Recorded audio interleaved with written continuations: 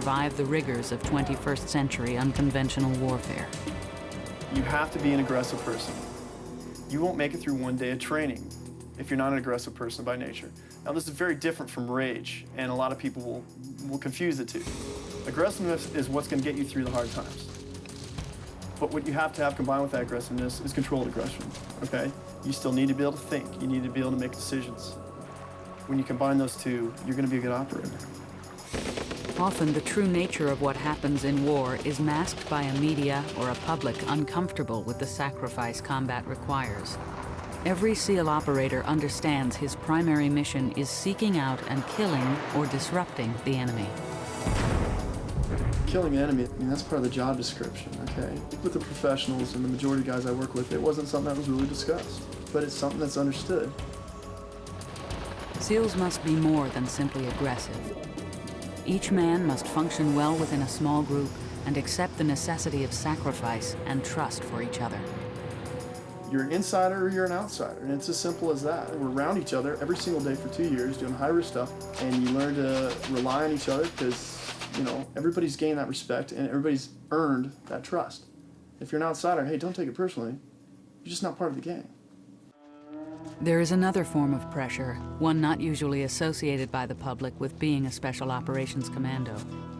It's the pressure of maintaining a career balanced with a family life.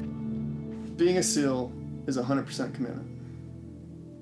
Being a family man and being married is 100% commitment. Well, you do the math. I was probably gone 250 to 300 days a year for my first 3 or 4 years, at least. And it's bad enough we have over 75% divorce rate in the team as it is, so when they're coming straight out of BUD/S, already married, and the women are going through all these deployments, you know, not seeing their husband basically for 18, 19 months out of 2 years, it's real hard on their relationships.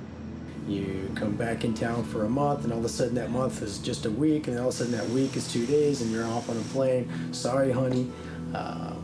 There's a lot of Dear Johns in the teams. I think you sort of take what could be an emotion, a marriage, a girlfriend, something like that, and you sort of keep it at bay because it's a vulnerability. It takes away from your ability, okay, hey, we just lost Mark. Mark's dead.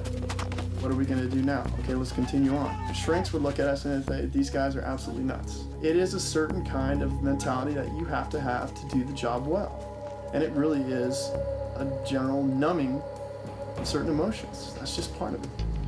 But training hard does not guarantee that a warrior will see combat.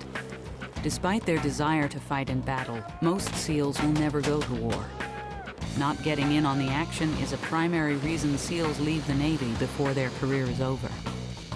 I mentioned to guys that have been in the community for 20 years but never saw combat action. To go through all that time and never experience it, you know, you train and you train and you train, but the true test comes when the bullets are coming at you.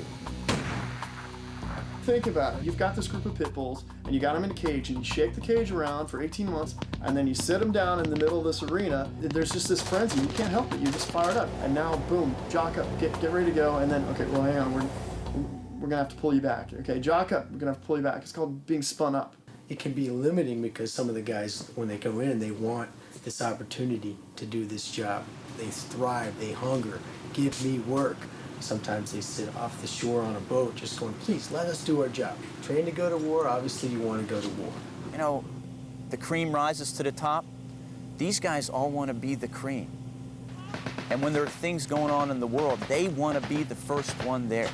When the call goes out for forces, you better batten the doors because everybody wants a piece of that. That's what we live for. Every time you get that call, you think you're going in, so mentally you are peaked out and redlined, and then they send you home.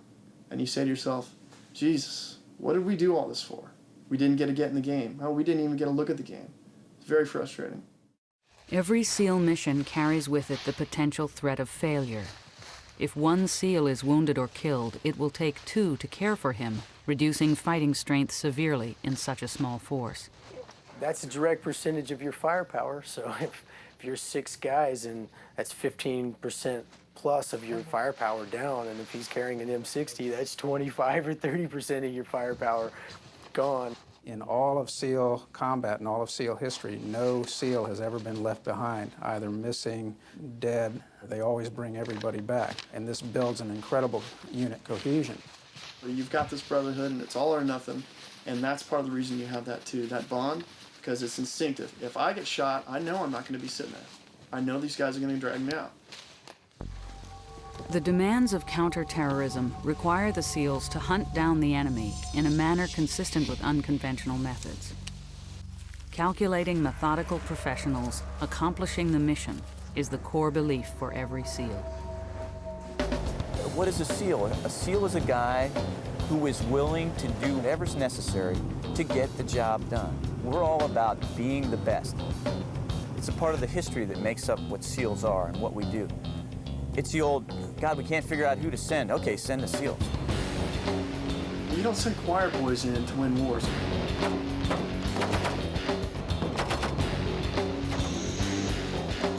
If you need something done, and you need it done right, you're going to give these guys a call, and they're going to do it. Life as a Special Operations Commando involves risk. Training on the edge means that sometime, somewhere, someone goes over.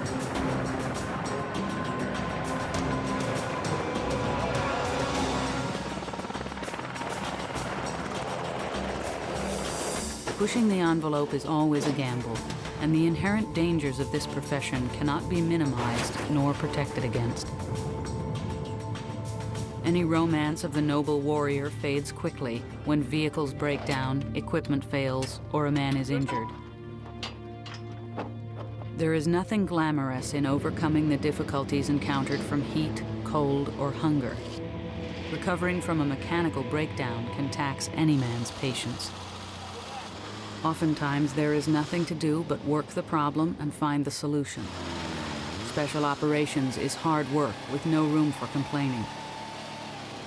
The fact is that dealing with frustration is part of the real world that commandos often find themselves in. Training for war can be tedious, even more so when fatigue and time away from home can affect a man's concentration. Every Spec Ops warrior is, after all, only human. It is the success of the mission that drives these men forward, the belief that what they encounter in training will make them stronger in wartime. Attitude is something that cannot be taught, which is why over 70% of those who apply for special operations duty never make it through training. The goal of training is to be as realistic as possible and unpredictable, keeping the men off balance but under control. The bottom line is that sending in a force to rescue a hostage or kill an adversary is a mission with no room for error. We're confronted with a lot of different situations, and you've got to have what I call the ability to have controlled violence, if you will.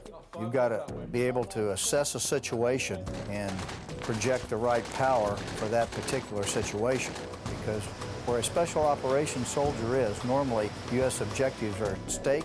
A lot of times it's at the strategic level. I mean, let's think about it. You've got a bad scenario, okay? And you need to call in somebody to go in and take care of it.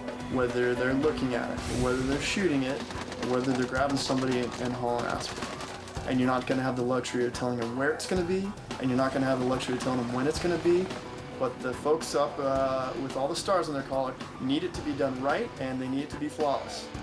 You gonna wanna send the Corvette in, or you gonna go looking for a Yugo? I mean, think about it. You only have one chance to get it right. Don't you want the best?